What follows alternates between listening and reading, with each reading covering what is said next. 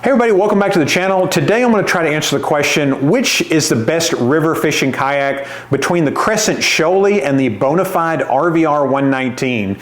I'm going to take both of these kayaks out on the water. I'm going to talk about paddle performance, maneuverability, stability, and also just kind of go over some things that I maybe like and don't like about both kayaks. Stay tuned to the end of the video. You definitely don't want to miss this. I'm going to bring my wife on camera with me. Go ahead.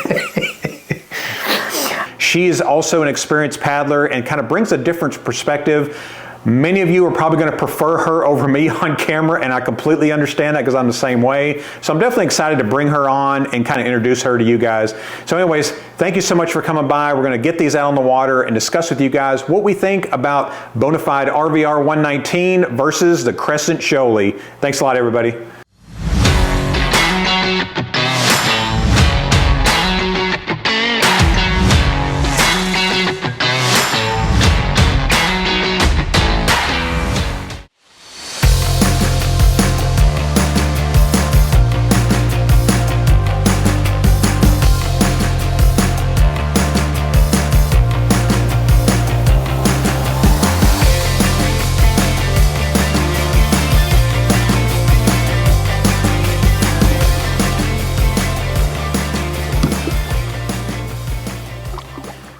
Okay, everybody, so I'm here at the hasty access of the Buffalo National River here in North Arkansas, and I am in, it's actually a 2021 Crescent Shoalie. So I've never been on a Shoalie before. I've never tried one out. I've seen them obviously in different stores, and it's very similar to the original Jackson Coosa. Not the Coosa HD, but obviously they're designed by the same person in Drew Gregory. So Drew worked alongside Jackson to design a river moving water fishing kayak. But being in a Coosa before, the Coosa does have a little bit of rocker to it. It does have a lot looser primary stability than a lot of people anticipated. And especially in a kayak with a high-low seat, it did kind of leave people wondering, okay, it moved people to the Coosa HD because of the lack of stability. So just initial thoughts on this kayak here, very similar. It's got that loose primary stability, which I like in a river kayak, but it does have that little bit of a secondary stability, but not too much. So honestly, just between the two, I've been on an RVR a few different times, and I'll get on here in a little bit, but I anticipate this being a little bit more maneuverable in some of your adventure water, and I'm talking about strong class 2, maybe teetering on class 3, but is that really what you need? So are you really fishing in class 3 water? Well, that depends on your setup and your situation there. Again, if you probably already watched my walkthrough of this Crescent Shoalie, the same kayak, but I wanted to get it out here today and kind of test it, see how it handles, see how it maneuvers, because that's really what you need out of a river kayak. River kayaking, and specifically river fishing kayaking, is really underserved in my opinion. So you got the Crescent Shoalie here, you got the Bonafide RVR119. Jackson released the Coosa X after discontinuing the Coosa HD, but really those are the only what I would call premium river fishing kayaks out here, and the rest of them are simply either cheaper, lighter boats that you can put some fishing gear on, or they're large flat water kayaks in design that can also handle a little bit of moving water, a little bit of slow moving rivers. But again, I love the comfort of it. So it's got a comfortable seat. I'm in the low position currently. The Crescent Shoalie does have a high position, but I'm probably on a river kayak, that's not exactly something that I mess with a whole lot. So if you're really wanting that high position seat, that is one of the big differences between the RVR and the Shoalie, that ability to go up and down. But even in the low position, you're at a little bit of what I would call a mid-height selection there. So let's go ahead and paddle it around here a little bit. So right off the bat, I'm just spinning it around, and you can kind of see the background here, and I'm not leaning into it. I'm straight up and down. I'm spinning it. So your turning ability is going to be substantial on this. And that's due to hull design. That's due to, again, that's on purpose. For that same reason, though, it's not going to track it very well. Once you get it up to what they call hull speed, it will track a little bit better, obviously, but a lot like a really high position, do you really need that? Because again, you're on moving water, you're on skinnier bodies of water, tight quarters paddling. To me, I don't need a strong straight line paddle performance. Not saying it's never needed, but just know that this one will kind of fishtail you a little bit, but not bad. But it is really easy to paddle. So right now, Arkansas, as well as a lot of the country, is in a really low water state. So that is probably the drawback to your flat water kayaks. And I'm specifically thinking like a Bonafide SS107, Jackson Bite, a lot of your flat water boats that can go on some skinnier water, some moving water. But when you're in, if the rivers get a little stagnant, you're going to be doing a lot more paddling, and that's definitely the drawback to using a flat water kayak in theory on moving water. One thing I can notice right off the bat is the wind does move you around quite a bit, and that is due to it being a little bit more of a topwater boat. It's going to sit on top of the water, which gives you that ability to spin it really quickly, to paddle it really easily. But if you get a lot of breeze like I'm getting here right now, it's going to move you around quite a bit. Again, if you're talking about lakes, that may be a problem. On rivers, not so much unless you're paddling upstream or you're wanting to go into the wind. I'm just going to get it up to speed here.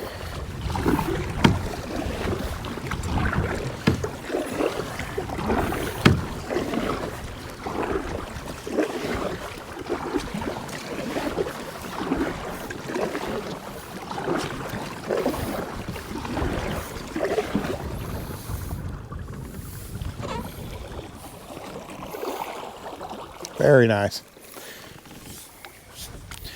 Okay, so let's talk about stability. And just to give you some background on it, when I talk about stability, I'm talking about specifically for rivers and creeks. I'm not talking about us lake guys that like to have that big, wide, stable platform to stand up and fish from. Can you stand up and fish from this? Absolutely. Do you really need to on rivers and creeks? Probably not. So I'm not judging this from can you stand from it. That's going to depend on the individual. How are your sea legs? How are you on kind of bumpy water? And how are you standing from a kayak that is a little bit on the looser stability side of it? But it's stable enough, because on a river kayak, you want a looser primary stability. And again, primary stability is that initial wiggle. Once you get to your secondary stability, once you lean it, it'll catch. That allows you to lean into it, to turn it really quickly, and to control that boat a lot easier. If you go over some of these shoals and you get in the middle of it and you see a big rock in the middle and you need to turn it fairly quickly, you're going to need to lean into that. You're going to need to maneuver that really quickly instead of just killing the water trying to move the boat a few inches to the right or left. But stability, I don't have any issue with it. I'm actually more stable in this than I was the original Coosa from Jackson. And to me, the Coosa back in the day was the gold standard on river and fishing kayaks. I hated that they discontinued it, but I understand why. Obviously, Drew Gregory designed it. He designed it alongside Jackson, but it's his signature boat. When he moved from Jackson to Crescent, obviously, Jackson doesn't want to keep paying him royalties on it. So they stuck with the Coosa HD, which is kind of their version of his design.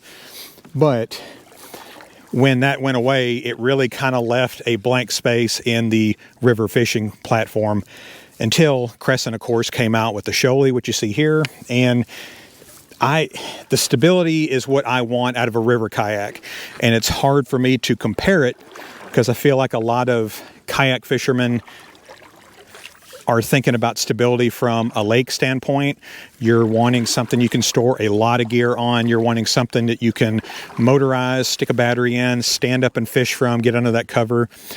With a river kayak, I want something that's light or light enough, maneuverable, something I can spin around, because you're going to get pushed around by current. You're going to get, spun around into those eddies, after those shoals. And this kayak is designed for shoal bass. That's what this kayak is made for.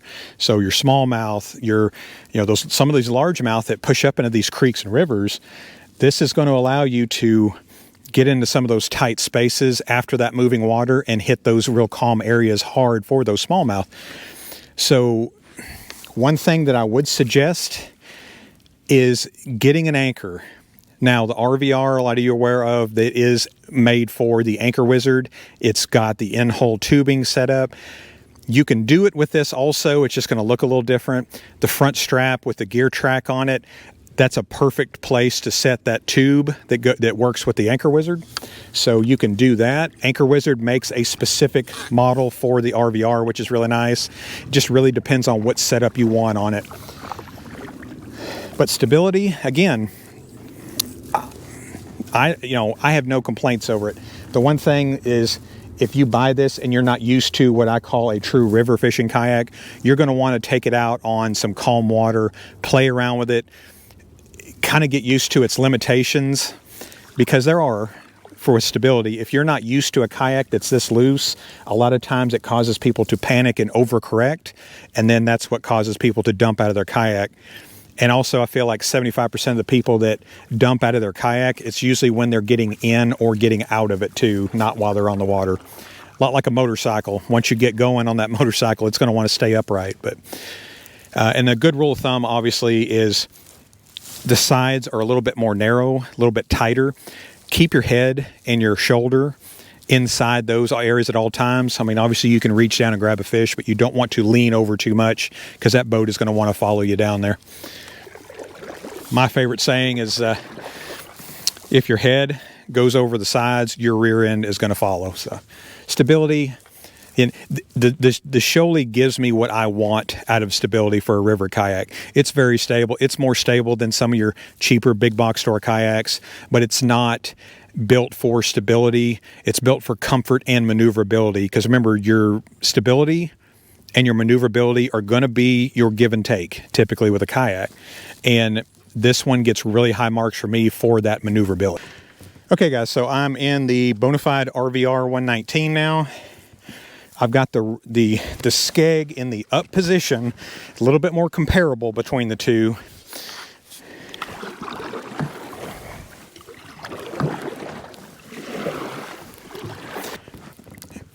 Okay, so first off, just the biggest difference I can tell, and I'm talking about just from a paddle performance standpoint, is the get up and go. So if we're talking about a vehicle, we're talking about something with a little bit more torque, a little bit more thrust to get forward there. Once you get up to speed, or hull speed, as they like to call it, everything kind of corrects itself. Both of them tend to straighten out a little bit. The tracking performance, even with the skeg in the up position, is a little bit better on the RVR. I wouldn't call it a night and day difference, but it is a little bit different. But speed, if I'm going 0 out of 10, rating them on speed, the Shoalie, I'm probably going to rate at a 8 out of 10. The RVR, probably a 7 out of 10. They are different for the speed, but there are a lot of similarities on the performance. The tracking performance is obviously going to come from the tri-hull design that the RVR uses. Now, that helps a lot when you're in a little bit of calmer water. It also helps when you're in some areas where, it's a little wider and you don't want to be moved around as much. That can be anything from current going into eddies. That can be anything from wind. That was one thing I did notice in the Shoalie, was the wind performance was pretty bad, but I say that it's because of the way it's made. It does sit on top of the water more, which does give you a more maneuverable kayak. So that's a very important note to make on that. This one here, though, you're not going to get as fast of a performance, and I'm talking about just the boat on flat water, but it's adequate.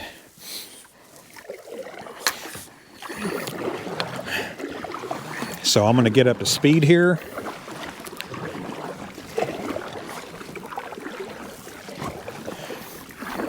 See how quickly I can turn it.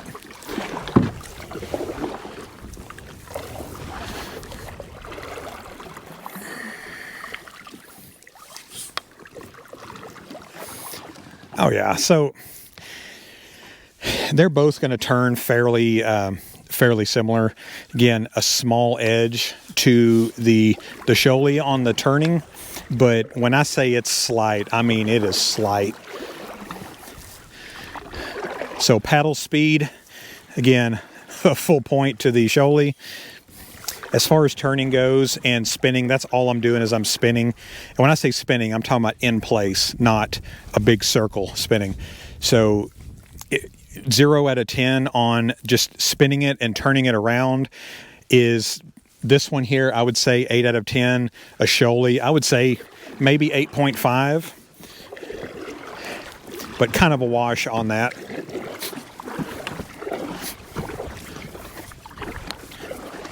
Paddle performance in wind, I like the performance of the Bonafide a little better. Yet that is kind of a byproduct of the slighter, a little bit of a less of a speed on the Bonafide. There's a little bit more boat underneath the water, so it does prevent you, if the wind hits you, from spinning around as much. It does get breezy even here on the river. You get these really high bluffs on one side and you get a valley here. So what it creates is a little bit of that wind tunnel effect. That wind will go right through here. So certain times of the day you will get a pretty good little breeze.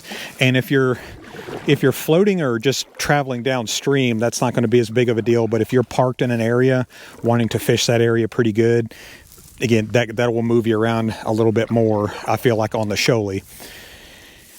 Both of these kayaks, if your primary purpose is fishing, both of these kayaks, you're going to want to invest in an anchor. They're both going to move around on you a little bit. The biggest benefit of the RVR over the Shoalie as far as paddle performance goes is that drop down skeg. So I already talked about just with the skeg all the way up into the hull. You're still going to get a better straight line performance with the Bonafide, but with that skeg down, it is remarkably better. So that is primarily due to the lack of the keel line in the Shoalie. Again, it does spin. It's made for a little bit of a different purpose on the river, I feel. They're both going to be about the same weight. They both... I feel like the Bonafide has a little bit more of a lower profile in the water. It doesn't have the higher sidewalls, and the walls are actually slanted inward toward me. So what that does is that probably does help a little bit with that wind resistance. I'll think about a sit inside kayak where it's got that rounded nose. That wind's not going to push you out as much. It's going to kind of go over the top, a little bit more aerodynamic.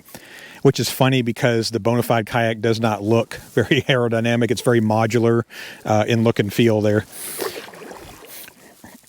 Another thing to note is the nose on the Bonafide. You have quite a bit more volume on the front and the back.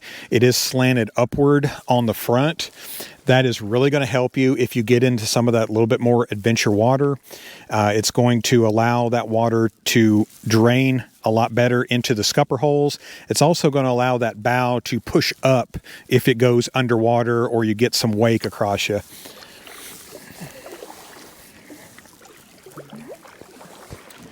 So this is again with the skeg up. I'm just spinning it and I'm using very minimal effort. So I'm going to try to do the same thing with the skeg down. So I got it flipped down now. Yeah. A little bit more of a resistance. Not much. But where that benefits you at is you can see here, I'm drifting down the river and it's staying put. So that does help you quite a bit if you're facing the bank like I am and you're wanting to fish along it. Think about it like a trolling motor. That trolling motor is kind of keeping you steady, keeping you on that path. but it does maintain the position of the boat a little better, especially in current, especially in wind. It keeps the rear end from spinning out from under you, which, as a lot of you know, specifically on the SS series in years past, the need for the flex wings on the back to help with tracking, the Skeg really does, it really does correct that. It also gives you basically two boats in one, and I know I've said that a little bit on my walkthrough videos in the past, is the way it handles with the Skeg up and the way it handles with the Skeg down are two completely different monsters. And there's a need for both of them, in my opinion, on river and creeks. So think about when you're going over those shoals and you want to turn that boat around really quickly. Well, you're going to want the Skeg up. The Shoalie and the Bonafide RVR are both going to do that maneuver very well. The thing that the Bonafide shines on is when you do turn that boat around and you're facing into the current, having that Skeg down is really going to help that boat maintain that position instead of your boat just wanting to fishtail on you or spin back around on you. It's not a complete game changer, but it does help, and it is a nice feature that comes on the Bonafide. Having a drop-down Skeg is something that I would like to see on a little bit more kayaks. It's something that you see on some crossover whitewater kayaks or some whitewater kayaks in general, because a whitewater kayak, that thing's just going to spin like a top. Having that Skeg when you want to straighten it out or you get into some calmer water, it does help out a lot with the limitations on your tracking ability. Because let's be honest with you, tracking's not the most important thing on a river and creek, but it is important in certain situations. This gives you the ability to adjust and adapt to that situation. So let's talk about stability. So stability, and probably the biggest advantage that the RVR has over the Shoalie is the stability. If you want to stand up and fish from it, you're going to enjoy the experience on the RVR a lot better. It's got both a better primary and a better secondary stability, and I feel like that's probably what does limit it on the steering and the speed. Again, that's that balancing act, that trade-off there. So that balance and trade-off is going to be on any kayak. So anything you see that's really wide, really stable, it is going to be a little bit of a beast to move through the water. With both of these kayaks, I feel like they have enough stability and adequate handling capabilities. I've stood up on a RVR before. I have no problem standing up on it. Again, on rivers and creeks and fishing, it's not something I do a whole lot. It's not. The biggest thing that I would like to see on the RVR in the future is a high-low seating option. And realistically, maybe not a high position, but maybe a lower position on this seat. Could they come up with that? Of course. Is it the end of the world, or is it a game changer for me? Not really, but it is something that they probably could do on this in the future. That is one thing that I do like about the skiff, or the SKF 117 from Bonafide, is you do kind of get the capabilities of the RVR with the drop-down Skeg, but you do get that high-low seat that's very similar to the SS series kayaks with the fold-down legs, so you do get a high-low seat. Stability on Bonafide, I would probably rate it, honestly, for river kayaks, 8 out of 10. The Shoalie, probably a 6.5 to 7. Take that with a grain of salt, though, because stability is not the end-all be-all for river fishing kayaks. It doesn't mean either one of these is going to prevent you from flipping it over or dumping out of it. A lot of that is going to come with technique and body positioning while in the kayak and while on moving water. So I wouldn't have any problems taking either one of these kayaks on a little bit more adventurous water than you see here today. Okay, so I've taken both of these kayaks out. I've given you my thoughts on maneuverability, handling, paddling performance, stability. Now we're going to load these back up. I'm going to get back out on the road, get to the house, and then I'm going to talk about kind of my final thoughts. Which one do I prefer and why? Who are these kayaks designed for specifically? Who benefits from one over the other? And which one should you buy? Because that's really ultimately what we're wondering here. So hang with me a little bit. We'll get back to the house, and I'll talk to you in a second. Okay, everybody, welcome. So, like I promised in the intro, I got my wife here with me, and we're going to kind of go over just a summary of what we liked and what we didn't like maybe, or didn't like as much on each kayak. So, again, this is my wife, Christina, and we're going to go over first just the RVR119 from Bonafide. We'll go over, start with just what I liked about the kayak. So first and foremost is the stability. Most people that are looking for a river fishing kayak are looking for stability, and that's probably the #1 question that I get asked the most when I'm talking about a kayak is, how stable is it? For beginners or intermediate or even advanced, you want something stable, especially with a fishing kayak, because you're carrying more gear, you're maneuvering some moving water, and wanting to stay put in some other places. So I definitely wasn't disappointed in the stability, and with Bonafide I kind of expect that. Another thing that I liked about the kayak was the tracking, so the straight line paddle performance, because it's not all moving water. Sometimes you're going to get in those long pools of calm flat water like you saw in the video, which is primarily what we were paddling in, and I really liked the straight line performance both with and without the skeg up. And that brings me to my next thing, is that drop down skeg. That to me, that's an absolute game changer when you're talking about the RVR119. Having a drop down skeg gives you really two completely different handling kayaks all in one, with the ability to drop that fin down. That's going to help track even better in that calm flat water, but it's also going to help track when you're moving up a slow moving current and not have to worry about the rear end kind of swinging out from underneath you there. And finally, the seat. I really loved the seat on the Bonafide RVR. I like the seats on Bonafides typically, and on this one here, the seating position was not too high, not too low. It was kind of what I'd call a mid-level height. So again, the seat for comfort, everything, all of the above. I really like the width and everything. Being a bigger guy, I kind of preferred a little bit of a wider seat. So that's kind of why I love the seat on the Bonafides. So you were in both of them as well. What really stood out to you with the RVR? A lot like some of the things that you mentioned. To me, the seat was a huge difference between the RVR and the Shoalie. When it came to the seat on the RVR, it kind of leans more to a back position, and so your legs would be here, and it felt a little bit better. In the long run, I feel like I'd be a lot more comfortable in that over time, where on the Shoalie, it's a little more leaned toward the front. So that back leaning seat was huge for me. The other thing is I'm normally in a U-pick. And so U-picks, they have tons of space. And that's what I really liked about that RVR is the leg space, the openness of it. I felt like I had an easier time placing my rods as I was fishing out of the RVR. The other thing is that molded in handle. That's a big thing to me, because my U-pick's 84 pounds. The RVR is probably somewhere up there. Yeah, right at it. And so for me, those molded in handles are huge because it makes it so much easier to carry. And that was something I noticed off the bat, which was almost surprising, was that the Bonafide felt lighter than the Shoalie. All right, so a couple of other things that I really liked was the stability. So if you're looking for a stable kayak, it 100% felt a little more stable than the Shoalie. And that skeg, that was the first time I actually used a skeg, and I noticed a huge thing with kind of fishing around for a little bit without the skeg and then putting that skeg down to get to him.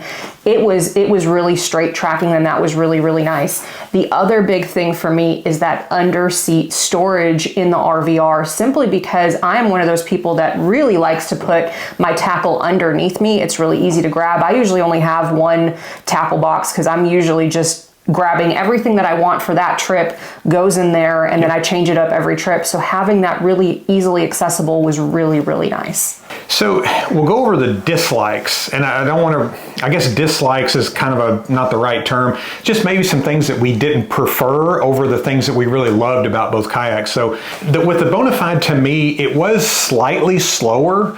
That is a kind of a byproduct of that additional stability.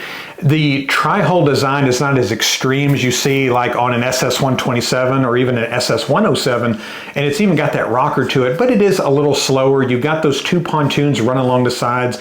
That is what gives you that better straight line performance, that tracking ability, but it does slow it down a little bit. And the water that we were on, of course, on this video, it was slow moving or non-moving water. So it was a little bit more like a lake performance. Now on moving water, that may not not be as big of a deal, but when you're needing to turn it really quickly, you are going to get a little bit more of a sluggish feel probably with the RVR. And another thing that I would like to see with the Bonafide, and this is not a huge deal, but just as more of a personal preference, I would like to actually see a lower seating option, a lower seat position. I don't know that I'd want to go higher than the RVR, but having it a little bit lower, that will, depending on the water you're on, if you're going to be on a little bit more adventurous water, and I'm talking about class 2s and up, and I'm not talking about class 5s obviously, but just if you get into some of them shoals, some of those rivers can get a little bit shaky, and with a lower seating position, it does lower that, it lowers that center of gravity, if you will. It will kind of help you navigate those waters. That's not a huge deal to me, but it would be nice to see, even if it was something similar to the SS series where you can fold down the seat legs to have that lower position. That may be something that comes in the future, but that is something that I would like to see. And something that it does lack is you're not going to go any higher or any lower. It is a fixed position. Now, I've seen some people do risers on the seats. If you want to go higher, of course you can do that, but you got to be careful doing that because you will, compromise a little bit of the whole design and the stability and the performance on that.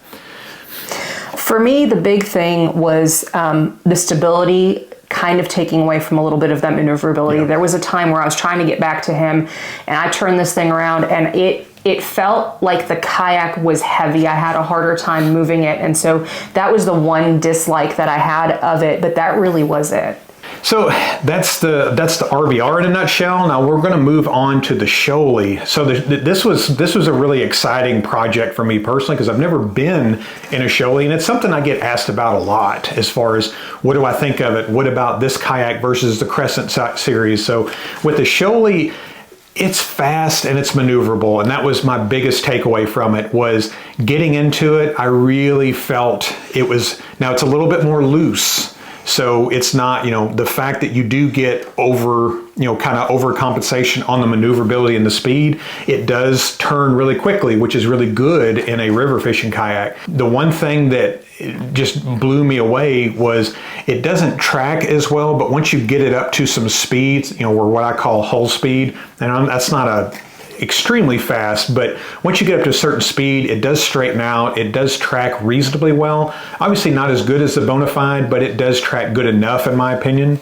I do like the open space a little bit. You do get more open space, of course, on the RVR, but if you're not really looking for the gear pod that you get with the RVR, you just want a little bit more of that open deck space, you may prefer the layout of the Crescent Shoalie. The two biggest things with these kayaks is the layout. The Shoalie, you've obviously got your enclosed storage with your front hatch, and then you got a reasonable tank well, not as big as the RVR, but enough for it to carry like a 13 by 13 or a 13 by 16 Blackback Pro. And the handles and the adjustments on the handles, now we talked about that, it does create some challenges carrying a heavier kayak, but it is neat. And I do like innovative and kind of unique features on a kayak. And the front handle on the Shoalie is definitely unique. So you can loosen that strap up and create more of a loop. This is going to be really beneficial when you're going over those really shallow shoals where sometimes you got to get out and you got to drag. This is going to make that a lot easier. I've also seen some of the videos with Drew Gregory. He just puts the loop around his waist and then just walks with it. So really neat feature there. And the final thing that I like about the Shoalie is it is a bit of a minimalist design. And that's a good thing with a river kayak, I think, depending on how high you're wanting to go with your customization of it. But the minimalist design on a river kayak, that's what a lot of people I feel is looking for in a river kayak, is not all the bells and whistles, something you can grow into a little bit with some different accessories, but not going overboard like you see a lot of your lake setups. Because to be honest, you're not going to run live scope. You're not going to run a lot of electronics that you see a lot of tournament lake fishermen do it. But I feel like the Shoalie does it really well with the layout, and you could tell it was definitely well thought out with some of the features that people like from, say, the Jackson Coosa that Drew designed, and then kind of improving on it here with the Shoalie, maybe making a little bit of a wider design than the old Coosa, and then making it still, keeping it with that maneuverability and something that you can go into some moving water and not really overwork yourself just trying to handle the kayak. All right, so for me, what I noticed with it, and I only paddled it in the low position, is that maneuverability. So for me, I've got a little bit better sea legs than he does. I've been a paddle boarder before I was a kayaker, and so that was actually really, really nice because it allowed me to maneuver quite well, and it didn't feel, when I talked about the Bonafide being that heavier feeling, it didn't feel that way at all. And to me, one of the boats that I actually really like is the Pescador Pro 12. And the Shoalie really did remind me of that Pescador Pro 12, but with a lot more fishing features. And I've fished out of a Pescador Pro 12 before, and I was like, I wish it had this, or I wish I had had that. And the Shoalie kind of checked all those boxes. It had a great place for me to stage my rods. You know, I had enough leg room. That is kind of going to be one of my dislikes as well, was I had enough leg room to put stuff, but I was kind of on the tail end of it. Yeah. And so just that maneuverability really was the thing that really stood out to me. So some dislikes, so maybe some things that I feel like the Shoalie can improve on. First and foremost, and this we realized, I think we both realized this really early on, we're carrying both of these kayaks down a pretty good embankment, and I feel like that's going to be fairly common with river and creek fishing and floating, is going down those embankments. The fabric comfort grip handles, they did kind of make the Shoalie feel a little bit heavier than it actually was. It was easier to carry the heavy Bonafide RVR119 down the embankment with that hard handle. The soft handles, it does kind of create that pendulum effect that swings, and it does make it a little trickier when carrying that kayak around. I would like to see maybe a harder handle. You can still use gear track with something like that, but maybe a different option out there. Okay, so the next con, if you will, on the Shoalie, or the biggest difference between the two, is the stability. It is stable enough, in my opinion, but for the beginner paddler, or maybe a bigger beginner paddler, it is going to feel a little tippy to you. Not in the calm flat water that we were in, but I'm talking about moving water. I'm talking about going over shoals, maybe hitting some rocks. And if you're fishing, you're not usually paying attention to your surroundings. So a lot of times you can find yourself in a situation to where you are going to tip over to the side there. That is a byproduct of the better maneuvering kayak, because again, that's typically going to be your balancing act, is your maneuverability with your stability. Now, I like it. It's not unstable, but it is something to consider if that's something you prioritize, the stability over everything else, because they're both really good maneuvering kayaks. The Shoalie just does it a little bit better, in my opinion. And my final thing, and again, these are not huge deals, but it did drift considerably. And that is, again, a byproduct of that really maneuverable, really nimble kayak. And what happens is you're sitting really on top of the water. It really reminded me more of a paddleboard style setup. And I just mean there's not a lot of kayak in the water. That allows you to turn it really quickly. It allows you to go across the water. But if you're just sitting still, any movement in that water is going to spin you around. And if you do hook into a fish, your boat is going to go with you to that fish. If that's not a huge deal, again, it's not. Both of these kayaks are going to benefit a great deal on rivers with an anchor setup. So if you're wanting to put an anchor on the bow or the stern, you can do that. Or if you want to do an anchor trolley, you're going to benefit a great deal. The RVR does have the Anchor Wizard setup already in the kayak, so it does make it a really easy install. But both of these kayaks can benefit a great deal. Maybe the Shoalie a little bit more to an anchor setup, just because of that drift there. So I had 3 dislikes on this one, and the first one was the seat. So I've already mentioned that RVR has that back-facing seat, and the Shoalie has that front kind of angled downward seat, and that I noticed pretty much immediately as I sat down that was not comfortable for me. Yeah. And so that was one of the big things. The other thing was the leg space. So I mentioned that, yes, I like the leg space because I had enough space. I'm 5'7". I've got pretty long legs, and I could stretch out my legs, but that's as far as I got. So my legs being fully stretched out, that was as much space as I had, and that was it. So if you're taller, that's going to be something that you want to consider, and definitely sit in this kayak to kind of see if that could be a problem, because it's the same problem that the Pescador Pro 12 actually has as well. And so that's something to consider. The last thing for me was, again, those comfort grip handles. Those comfort grip handles, what I found, are great for lighter kayaks. Once you get past the 60-pound range and a little bit beyond that, they actually just become really uncomfortable. So for us, I felt like that kayak was a lot heavier moving to move it to and from the water than the RVR, and there's a pretty good weight difference between the two. And so for me, that was my other thing, is just, if it's going to be that uncomfortable to move it around all the time, is that going to be something that's going to prevent me from taking it out? One thing that he mentioned was that stability, right? So for me, I know that I could stand in the RVR. I didn't even try in the Shoalie, just simply because it was cold. I didn't feel like getting wet in the event that I did fall over. So that was one of the things that I did notice. Would I have loved to try that maybe in the summer? Absolutely. But there is, if you're looking for that stability, if you're looking to stand in the kayak, I will tell you, I was a little more gun shy about even trying to stand in that kayak. So if stability is something that you're gonna prefer over maneuverability, then the RVR is more where you want to be. If you're looking for that maneuverability, that extreme maneuverability, and what he said, if you have got one, you're gonna go with it.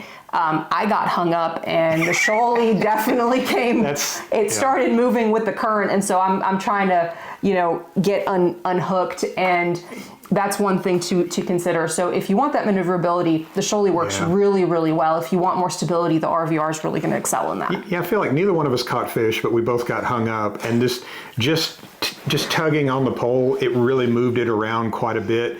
Again, it's a good thing when you're talking about the maneuverability of a kayak, but if you get into something like that, you're going to spin around, you're going to move around quite a bit, and the biggest frustration for me is if you get hung up somewhere, you're going to pull that boat right into that fishing hole, and by the time you get it out, which it wasn't a problem, but I'm sitting right on top of where I thought would be a good little fishing spot. So it's just something to consider. And so the final thing we'll talk about before we get off here is, and if you're still here with the video, thank you so much, but let's talk about value. So we all agree that kayaks and fishing kayaks in general, and just the fishing industry, it's not a cheap space to be in.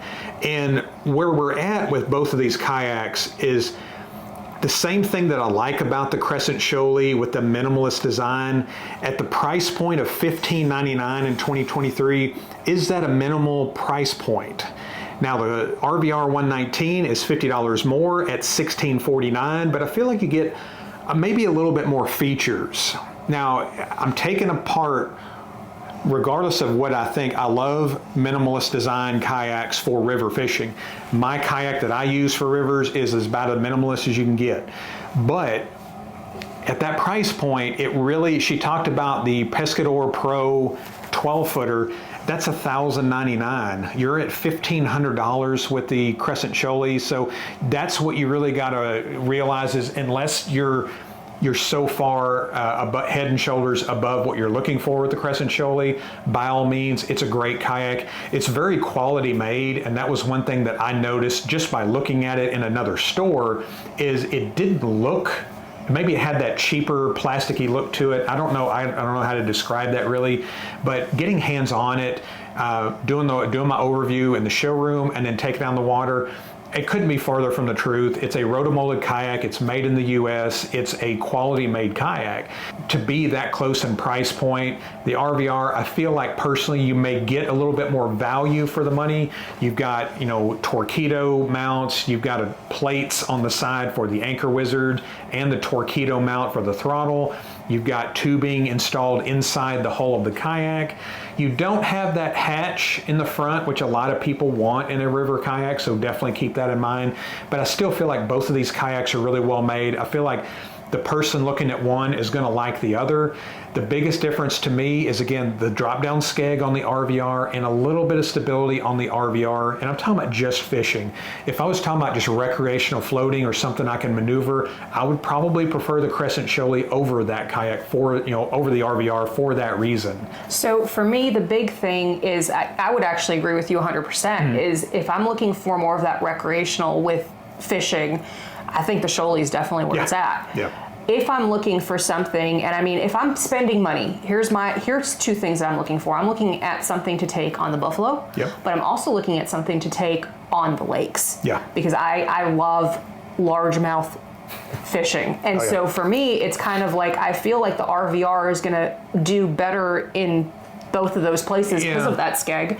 But also, I like the setup of the RVR a little bit more. Yeah. To me, the Shoalie, like I said, because there's the Pescador Pro 12, that's what keeps coming to mind with me, is it's like that, just a little more fishing in mind. And to me, the RVR is just a little bit better of a setup at that price point for fishing and for river. Yeah, and neither one of them are perfect, of course. There's no perfect kayak out there, but it really depends on what your needs are, what you're wanting your kayak to do, and where you see yourself going in the future with that kayak.